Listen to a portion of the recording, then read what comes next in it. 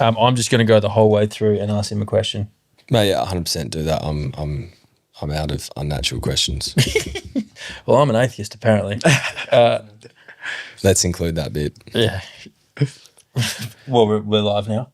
Yeah. Oh, fuck's sake. From one of the greatest albums of all time, My Beautiful Dark Twisted Fantasy, Kanye West, Devil in a New Dress, featuring the boss, Rick Ross. Just then, Schoolboy Q, ASAP Rocky, Hands on the Wheel, pre-Oxymoron days, OG Schoolboy. I get scared to say Schoolboy's name each time after fucking cooking it last season. What do I call him? Schoolboy. Q. So you start getting into music, you're in the church, you start dreaming up an AFL career, and your dad gives you the thumbs up and like, fuck, well, you want to do it? You've convinced me, let's go do it. What does that next process look like?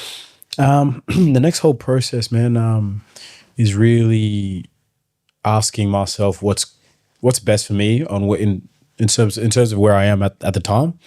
And at the time I'm in Morwell, Kurnai College, school there, and at the time I wasn't enjoying what I was in. Like, obviously Morwell was known for a different, I wouldn't say different, but like it's a very small town, and I always wanted to be dreaming and obviously wanting more for myself. And I was obviously fortunate enough to go to Xavier College up here in Melbourne, and I felt as though like that really helped me shape my personality and also shape the person I am today in terms of so a lot of stuff they do there, and I always preach about it as well.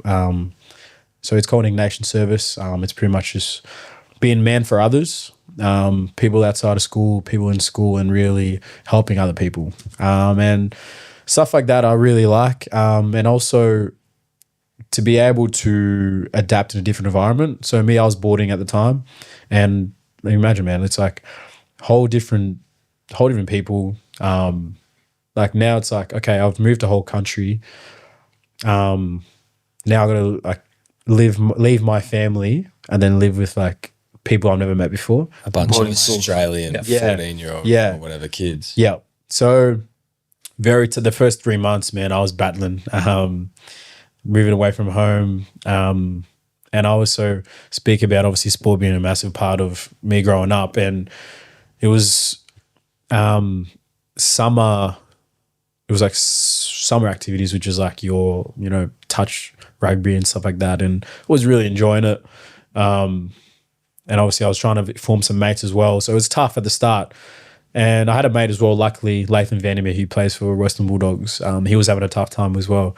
So I was able to lean on him as well. And boarding you at the first, as I said, the first month or so was tough, man. Like it doesn't take long until obviously you start to form relationships and lean on other people to, go out for coffees and stuff like that, have a kick after school. And I was able to really come out of myself and really form good relationships. And and once footy season started, man, it was off we go. It's like so much fun. I was making good friends, and that was pretty much how it started. So how did you get from your school you're at to Xavier? Did you get a scholarship? Yeah. So I got a scholarship there, which is for football, academic scholarship there. Wow. So it was and it was also, it's called a bursary.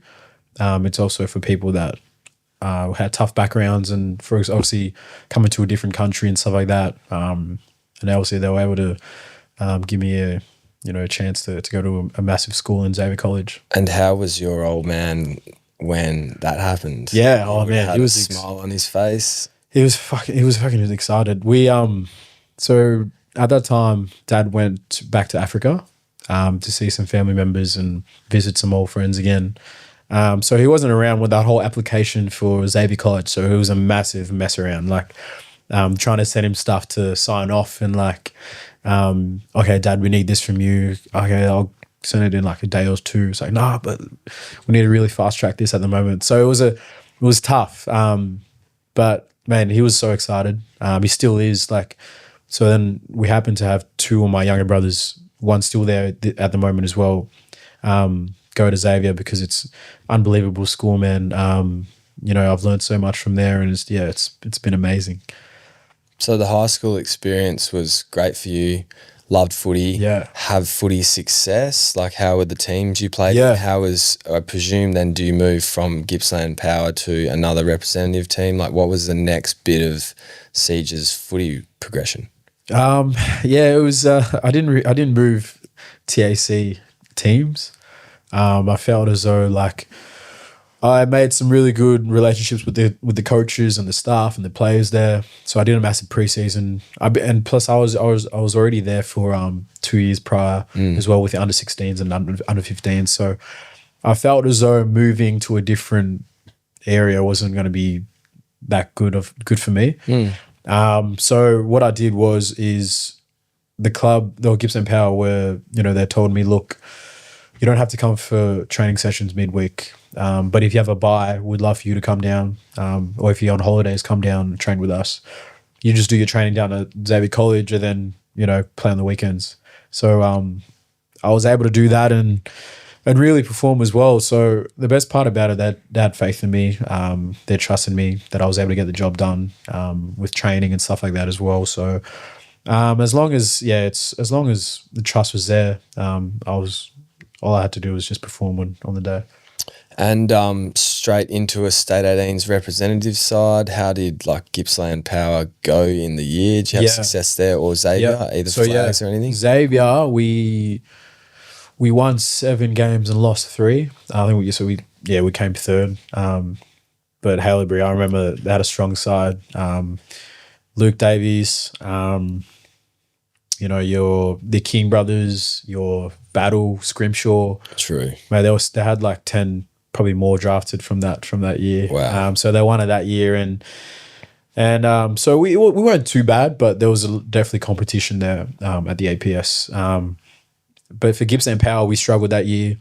We just made it into the finals, but we were just crawling our way into it. But we were able to get 2 drafted, myself and Cal Porter there at Gippsland Power. And you get a call after 6 weeks of the Gippsland season.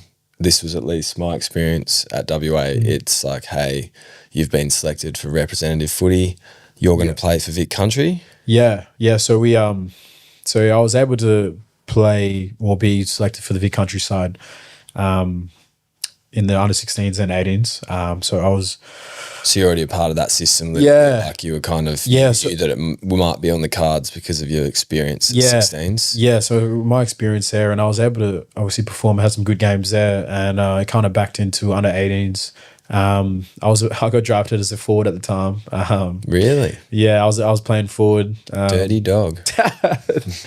Yeah, so I was a medium forward, and then it wasn't until a year after I got drafted. So Big Country under 18s was all right. It wasn't really my best year, I'd say, but managed to get drafted by the Hawks through the Cat B rookie, and got drafted as a forward. And then later on to my first year, moved me into the back line, and that's when I kind of just found where my best suit of position is. And just quickly, I don't want to gloss over that drafting process. Did you nominate for the draft and go into round 1? I know fucking nothing about this shit, man. And Tom's well versed, and I'm dumb sometimes. So you nominated for the draft? Yeah. Yes. Didn't get called? Yeah. So the national, didn't get called in the national draft. Yep. So that national draft had the family over. Yeah. Everyone was waiting. Obviously, shattered, man. Obviously, you always want to be in the national draft. And you had some good conversations, and you were like, "This could be it. This is what." Yeah. So I had a fair few clubs that I spoke to. A few were really promising. I was like, okay, this could be it. And then nothing came through. And then I had to wait till the next day. Well, so the thing was with the Cat B, if you don't get drafted in the national, you're automatically in the Hawks as a rookie.